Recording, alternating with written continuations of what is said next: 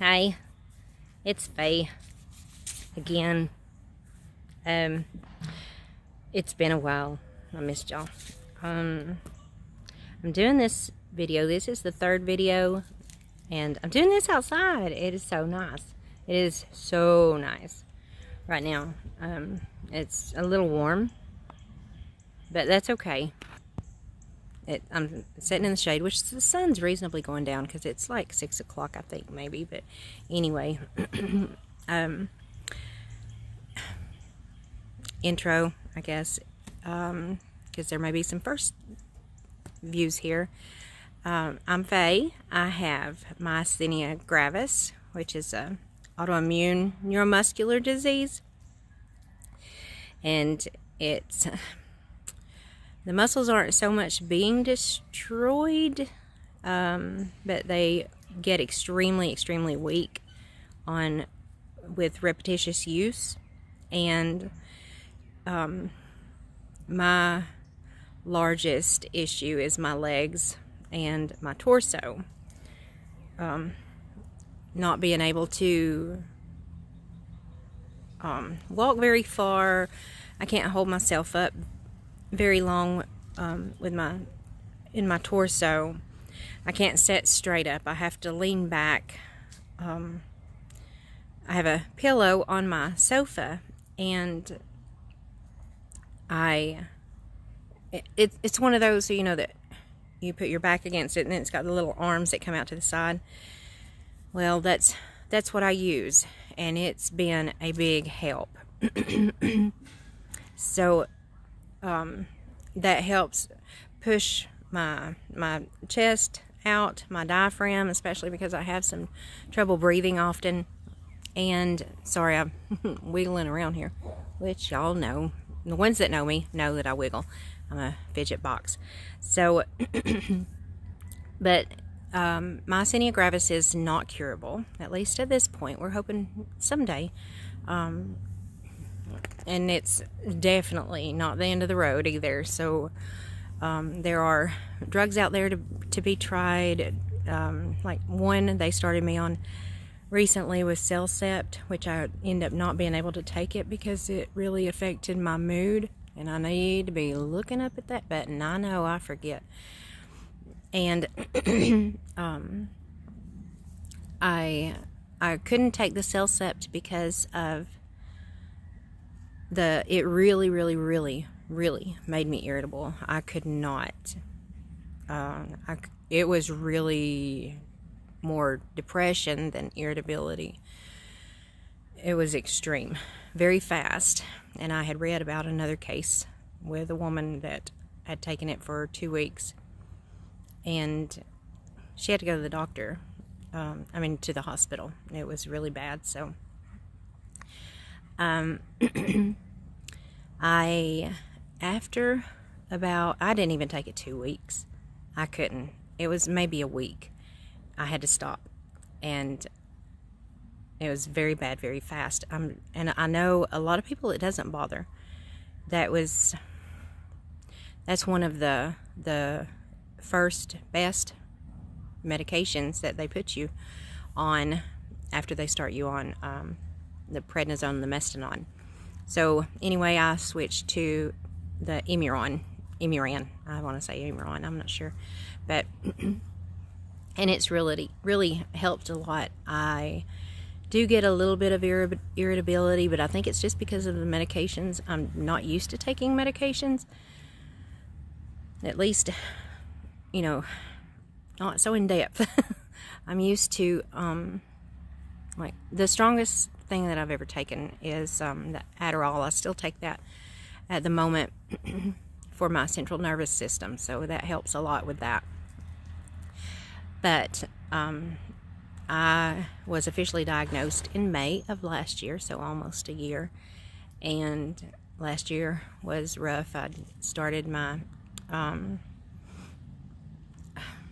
infusions. Oh, I forget. I'm tired too. I had to force myself to come out here, but it's such a nice day, and I just couldn't resist. So I'm really tired, but it's really wonderful out here. We live in the woods. I'll show you a little bit. We just right up there.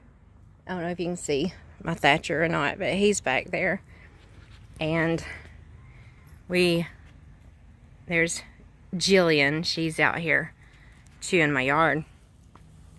And that's okay. She needs grass. So at least she gets out away from, you know, same old spots. But anyway, today's video is about the third phase. It's around about between the year 2015 and 2017. I had been having a lot of symptoms.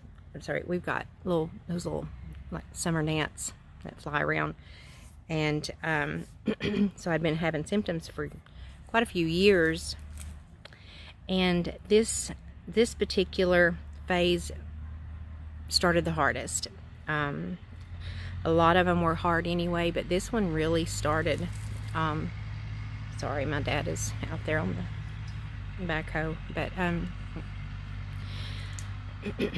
this one got it locked in. You know, it was really, it started really getting hard on me. And this is the same year really that my hands started getting the worst, which I didn't write that down, but it just got to where my hands were a lot weaker. It started with the grasping thing. I wasn't able to grasp very well with when this started. So, but this one, third phase, 2015 to 17, my facial muscles started, I could tell, I kept saying that my face was melting. I felt like my face was melting. I could feel, especially in my forehead, and, sorry, my sister-in-law's coming down the driveway too.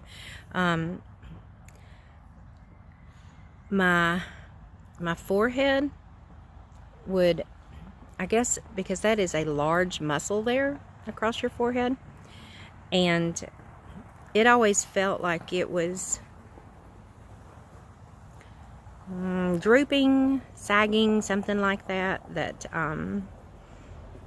it just didn't feel right. It felt heavy, felt very heavy, and like it was hanging down or something. Very uncomfortable. Now I don't really pay that much attention to it because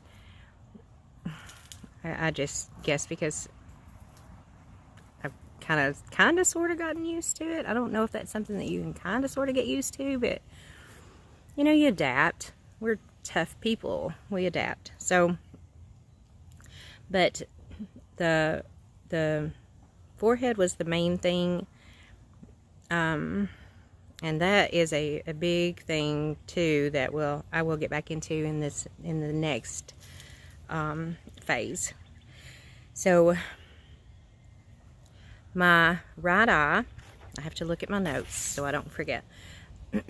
Under my right eye, it would start like pulling, like, and you couldn't see it because it was just in the muscle, or if you could see it, it wasn't enough for me to tell so much, but it would feel like my right eye was being pulled like that, and it would just last a little while. It wasn't a big deal, you know, it didn't do it all day long, especially if you sat and closed your eyes for a few minutes or you just rest. It would get better. And a lot of times that would be it for the rest of the day. It may just do it one time. And then beside my nose here, right here, the tip of my tongue, the wind is blowing my notes. The tip of my tongue, which today, the very tip of my tongue, it's kind of hard to do, and point at your tongue too. I'm not a ventriloquist. So the tip of my tongue and my nose would get numb, and on the right side of my tongue, that was numb. That was really weird, especially when you drink coffee, because you know how sometimes if you drink coffee a little too hot, when it's too hot, it'll feel like it kind of burnt. the tip of your tongue. Well, that's exactly how it feels. This type of numbness makes me feel like I've burnt my tongue on cocoa or coffee. And the right side of my mouth now, it does pull. We took a picture over the weekend, and you can see, if I could figure out how to put that picture in here. I am very simple. I don't know how to do all this stuff. But if I could get that picture in here, y'all would see what I'm talking about. Maybe I can do an insert right here, about 10:36, 10:37. It pulls. And, you know, you can see a little bit in my bottom lip. That's what shows it the most in photos and stuff. But when I feel really bad and a lot of my muscles are bothering me, it will show in my lips and the way I try to talk, because I'll slur, my speech will slur. And it doesn't just go away. You can rest, or, you know, if you take a nap, if you lay down and take a nap, which, by the way, when you have myasthenia gravis, they advise you to take 5 or 6 naps a day. Yeah, that's hard, but when you get, like right now, I feel really good. But last summer, I felt so bad, and I think I'm getting really close to y'all. I know y'all like your privacy. Oh, Lord. I felt so bad when I was having those infusions done. With those infusions, I was in the bed most of the day, like for, I don't know, I don't want to be wrong, probably like 3 days after my infusions. It was really, really bad. It was horrible. But at that time, I know what those naps meant. Today, no, I don't. But I do sit and rest a lot. I do not lay on the bed, because you can't give in to tired. You can't give in to, just because you feel tired, you don't go lay down, because you could easily get into the wrong, unhealthy habit. If you don't have to take naps, if you don't have to lay down, then don't. A lot of times, just to ensure that I don't go to sleep, or if I do go to sleep, you know, little power naps, that's one thing. That's a good thing. I will lay on the sofa and turn YouTube on or something, videos, because the TV has, especially on YouTube, like videos, because, you know, level of speech and sound varies. So, like, one video will be, you know, kind of medium, and then the next video may be very loud. So then if I was to doze off, it's not going to be very long. And because I don't want to do that. I can't. I just don't. I don't like to lay unless I'm really sick, or, you know, sick, or I'm feeling really bad. If I'm in the bed, you know, I'm feeling really, really bad. But to me, that's a good idea. Laying on the sofa, turn on YouTube, turn on some videos, you know, whatever. I generally turn on like a 20-minute video, and I love to collect coins. I don't have a money's worth. I tell everybody my kids won't get an inheritance, they'll get change. So I'm sorry, kids. I love you. Love coins more, I guess. But I'm just kidding. Oh, Lord, I'm just kidding. No, I love to collect coins. I've been doing it for many, many, many years. But I still don't have much of a good collection, just because I like to collect any penny that's out there, and I never trade it back in. So pick you out a 20-minute video, 25, 30 minutes video, you know, whatever is going to make you feel better, and go with that. If you need to doze off, because it's not going to hurt anything. And this is for anybody, of course. This is for anybody, whether you have a neuromuscular disease or just headache, just a headache, just plain old tired.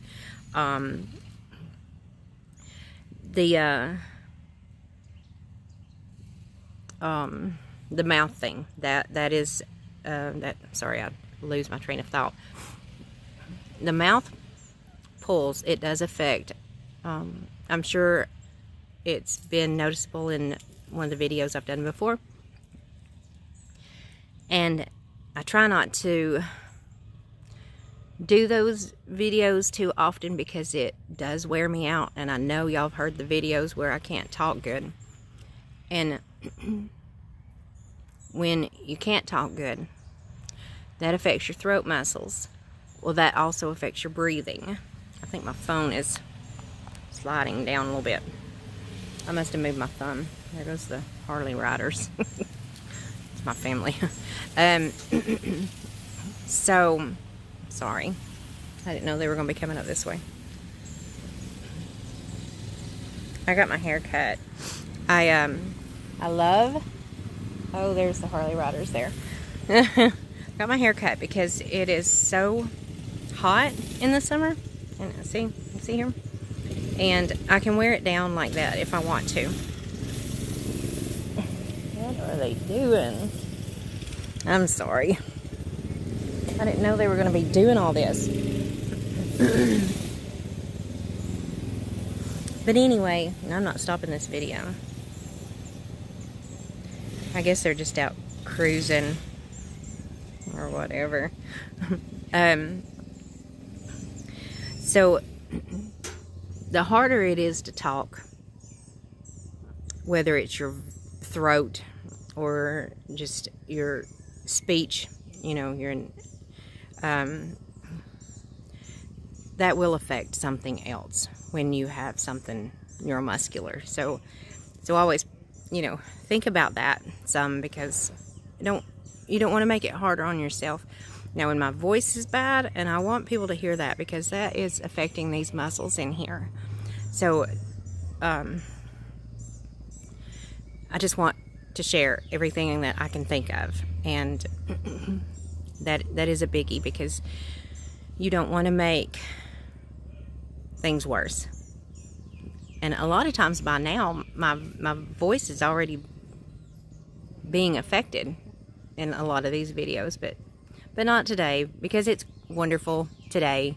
It's beautiful. I'm sitting here staring at these. Yeah, these are oak. No, those are maple leaves. Sorry. But to carry on, I'm sorry. Y'all have to. I know I ramble a lot. I don't mean to, but I do. So, this was a big kicker for me, because I had no idea. From the knees down, not all the way to my ankles, but, you know, kind of close, I guess. I would especially notice it in the shower when I was shaving. My legs, my calves felt really thick. Really, really thick. And I would squeeze them and think, is that fluid? Or what is that? You know, and I had no idea it was those the muscles. So I kept thinking, oh my gosh, do I have diabetes? Because Lord knows I love those sweets. And which I know it's probably not still too late, and I really should be watching what I eat. So I kept thinking, is this diabetes or what? But come to find out, it's just part of all of this. But it did feel really thick. But I really only noticed it the most when I was in the shower. I don't know why. I have no idea why. I guess because I was, rubbing my legs with the razor and stuff, and I didn't really realize it. So, any other time. But, my right leg, let's see, yeah, probably early 2015, my right leg started dragging a little. It didn't really drag. It's hard to explain because I didn't really get to watch myself walk with it, so it was like it drooped some, and it was hard to pick up. It's like my leg was real heavy, and so it was really hard to do a lot of walking because it was very tiring. It made me very, very tired just to go into Walmart, and I would have spasms. I hope I don't get a bug in my mouth, sir.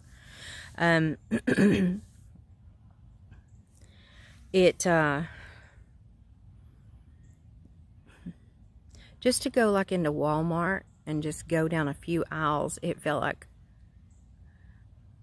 my leg was just really hindering me. And I can't really explain that away, I can't. It's almost, okay, those weights, that you get and you can put on your ankles. Well, it was a lot like I had one of those weights with maybe just the 5 pounds or 3 pounds, whatever, just extra, just like it weighed just a little bit more on my foot and my leg. And it was just a little harder to walk, and it made me tired. It really, really did make me more tired than I should have been.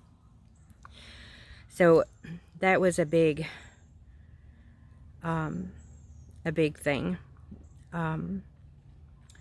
Let's see, I don't want to skip anything. Sorry. My legs. Oh yeah. This started probably about 2016. You know how when you're going into the water, be it the ocean or lake, whatever, when you are going from the shore into the water, where it's about mid-thigh, something like that, and you know how you get that resistance, that pushback. And you're still trying to push forward, but the resistance is pushing back on you. Well, that started about, it's 2016. That made it. We have a lot of stuff going on here today. Sorry. I didn't realize it. I should have done this earlier, but I wasn't here really. Not too much. So, anyway, that resistance really, and I borrowed that explanation from a man. I couldn't ever explain how that felt, but I was reading about a man that was, expressing those same symptoms in his legs, and he said it was just like he was walking into water, and I was like, exactly, thank you. So I took that from him, and that's exactly what it felt like, and it's hard to walk. I don't know what the difference is between all of these, this leg symptom, that leg symptom, this other leg symptom. I don't know what the difference is between all of these, because they're not like your normal tired. It's not your normal tired legs. It's other things. This is not normal feelings that you would feel when you went out and ran a quarter of a mile or half a mile or whatever, or mowed in your yard. It's not any of those same symptoms that you experience day to day. It's completely, totally different. And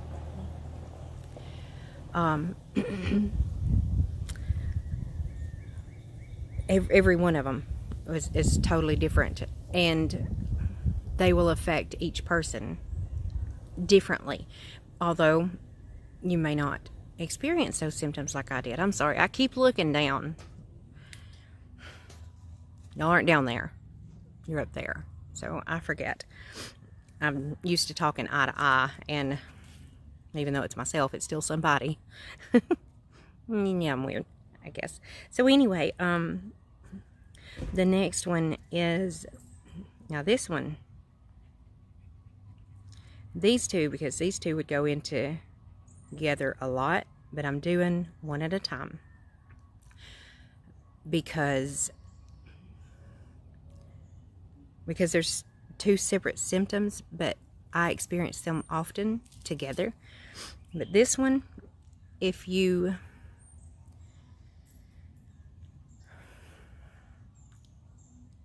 I'm going to explain this like y'all can do this yourself. If you stand in one position, first get a very heavy book. Get a really heavy book. Not like 20 pounds or anything like that. Maybe, I don't know. Or something. Just something. Something that weighs maybe 10 pounds. And hold it on top of your head. Just hold it there. And wow, I did wonders for my hair. Hold it on top of your head. Bend your knees just slightly. And then walk. That is the most awkward thing. I don't know why. I don't know how. I do not understand any of that. I don't remember if I have told my neurologist about that. The one at Emory. I did tell one in Rome. And a lot of my symptoms, some MGers may never experience them, some may, so I don't know, but these were mine. I hope a lot of people catch theirs a lot earlier. That's what I'm trying to do here. I want everybody to try to be diagnosed. It took me, I think, 7 years to get diagnosed, and that's what's hurt me a lot in the long run. But I think my throat's trying to get a little tired now. But I would experience that, and it was so hard. It didn't matter where I went, didn't matter what I was doing. If I had to walk and that was bothering me, it was there. It wouldn't budge. There was no rest, there was nothing. It just was there. And some of these you cannot just rest away. You can't do anything because they're just they have to be there for whatever reason that they have to be there. So now this was something else that I would do a lot. And people do get off balance, especially with, sorry, you can hear it in my throat. It starts shaking and then my pitch goes up and down.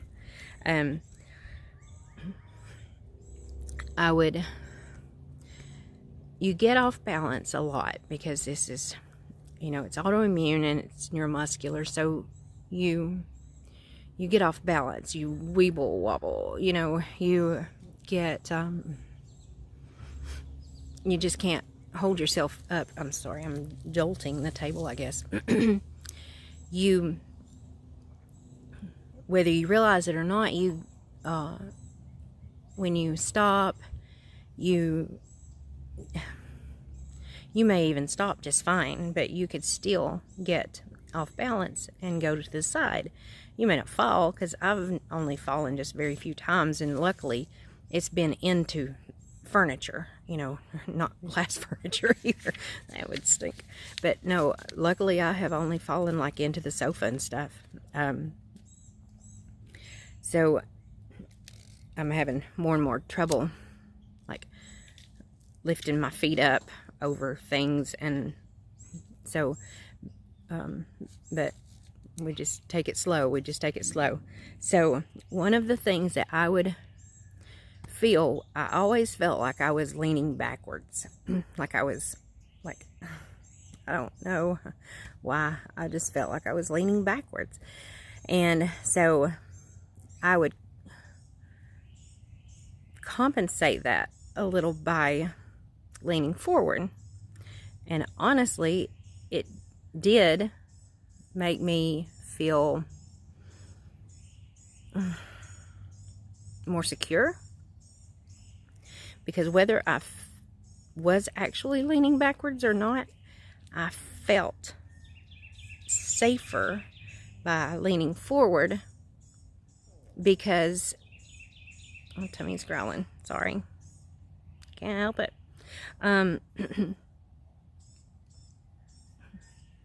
It was just safer. It felt safer. I think it's a natural reaction that you do.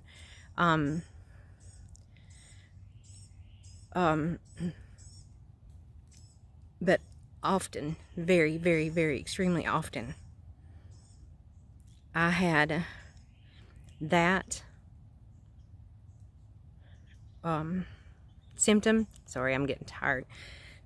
I had that symptom and the feeling of being pressed down and my knees bent and trying to walk at the same time.